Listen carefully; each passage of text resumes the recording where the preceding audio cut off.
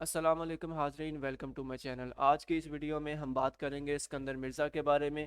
مزید بایوگرافیز کے لیے سبسکرائب کریں ہمارے یوٹیوب چینل دا بایوگرافی کو اور نوٹیفیکیشنز کو آن کریں تاکہ آنے والی مزید ویڈیوز بر وقت آپ تک پہنچ سکیں۔ اسکندر مرزا ایک قابل ذکر سیاستدان تھے جنہوں نے ہندوستان کو برطانوی کالونی کے طور پر دیکھا تھا، اور وہ ہندوستان اور پاکستان کی تقسیم کے گواہ بھی تھے۔ اس بات سے اسکندر مرزا کی سیاسی اور تاریخی علم کی وسعت کا اندازہ لگایا جا سکتا ہے۔ ان کی سیاسی مصروفیات اور انتظامی خوبیاں ان کے کامیاب سیاسی کیریئر کی کنجی تھی۔ وہ اپنے پورے کیریئر میں مختلف عہدوں پر تعینات رہے اور سرشار رہنما کے طور پر اپنے فرائض کی انجام دہی میں کبھی ناکام نہیں ہوئے۔ ایک رہنما کے طور پر انہوں نے اپنے کیریئر میں ہر عہدہ سنبھالنے کے بعد بہت بلندیاں حاصل کی۔ ان کے دور صدارت میں ملک میں بہت زیادہ عدم استحکام رہا اور قوم نے مختصر عرصے میں 4 وزراء اعظم کے انتخاب کا بھی مشاہدہ کیا، یہاں تک کہ انہوں نے پہلی بار پاکستان میں مارشل لا لگایا اور اپنے جاننے والے ایوب خان کو ملٹری چیف بنا دیا۔ کچھ لوگ اس مارشل لا کے نفاذ کو پاکستان میں پیدا ہونے والی ہنگامہ کی وجہ قرار دیتے ہیں۔ اسکندر نے اقتدار کی خواہش کی اور اپنے ملک پر غلبہ حاصل کرنے کی کوشش کی۔ در حقیقت ایوب خان کے صدر کی حیثیت سے اقتدار کھونے کی ان کی عدم تحفظ نے مرزا کو مارشل ایڈمنسٹریٹر کے خلاف سازش کرنے پر مجبور کر دیا۔ بدقسمتی سے سابق صدر اس مارشل لا کا شکار ہو گئے جس کا انفاذ انہوں نے خود کیا تھا۔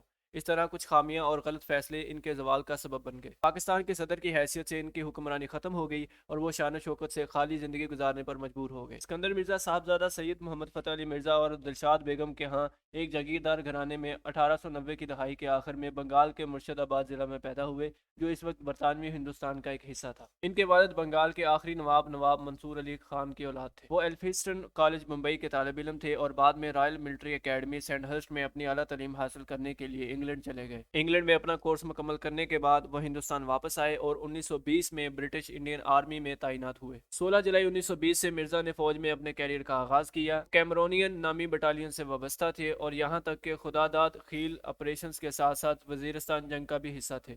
1926 میں انہوں نے برٹش انڈین آرمی سے علیحدگی اختیار کی اور انہوں نے شمال مغربی سرحدی صوبے کے اسسٹنٹ کمشنر کے طور پر انڈین پولیٹیکل سروس میں شمولیت اختیار کی۔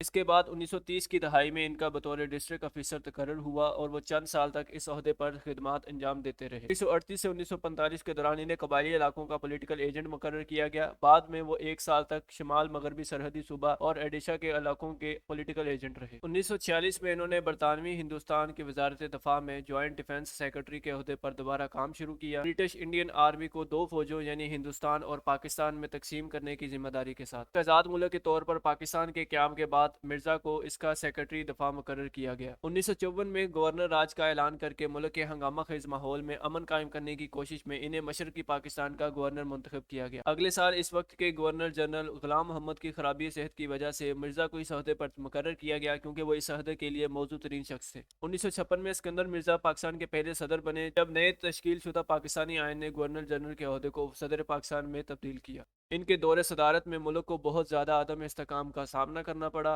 اور کہا جاتا ہے کہ انہوں نے جو مارشل لا لگایا وہ اس بدحالی کی وجہ تھا۔ 27 اکتوبر 1958 کو صدر اسکندر مرزا کو اپنے صدارتی عہدے سے مستعفی ہونے پر مجبور کیا گیا اور اس کے بعد جلاوطنی پر لندن بھیج دیا گیا۔ خیال کیا جاتا ہے کہ انہوں نے اپنی باقی زندگی لندن کے ایک ہوٹل کے کمرے میں گزاری کیونکہ ان کی آمدن کا واحد ذریعہ معمولی سالانہ پینشن تھی۔ لندن میں زندہ رہنے میں دوستوں اور قریبی جاننے والوں نے ان کی مدد کی۔ نومبر 1969 میں مرزا نے لندن کے ایک ہسپتال میں آخری سانس لی اور اس وقت جنرل ایوب نے انہیں پاکستان میں دفن کرنے کی اجازت دینے سے انکار کر دیا تھا۔ اس کے بعد شاہ محمد رضا پہلوی شاہ ایران نے سابق صدر مرزا کا جسد خاکی لندن سے تہران پہنچایا، جہاں ان کی آخری رسومات نہایت احترام کے ساتھ ادا کی گئی۔ ویڈیو اچھی لگے تو ویڈیو کو لائک کریں، اپنے دوستوں کے ساتھ شیئر کریں۔ مزید ایسی ویڈیوز کے لیے سبسکرائب کریں ہمارے یوٹیوب چینل دا بایوگرافی کو تاکہ آنے والی مزید ویڈیوز بر وقت آپ تک پہنچ سکیں۔ شکریہ۔